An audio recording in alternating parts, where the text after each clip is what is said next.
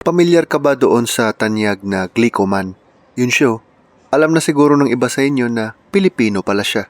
Japanese company ang Glico, pero nakakaaliw lang malaman na Pinoy pala ang model ng imahe na yan. Si Fortunato Catalon mula Leyte, isang Pinoy na atleta noong 1910s. Literal na isa sa mga pinaka-tinitingala na Pinoy sa mundo.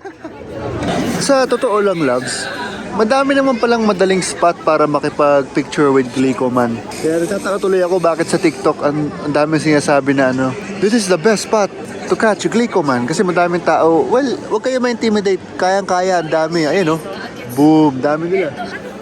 Tayo pa sa taas.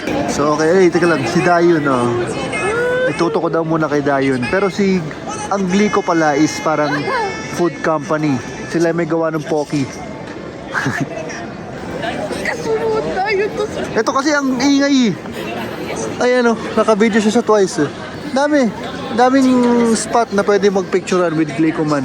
Ayan sila Dahil pa doon. At kung madami talagang tao, pwede ka naman sa tubig makipag-picture with Glico. Dalawa pa.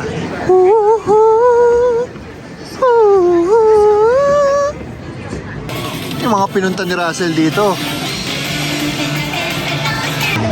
Ito, another angle Kitang-kita yung magandang tulay.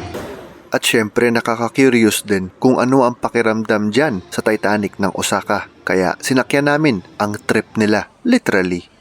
At okay naman din, bagong perspektibo. Ganito pala ang itsura ng mga building na nilalakaran namin. Minsan kailangan mong umatras para makita ang buong ganda nila.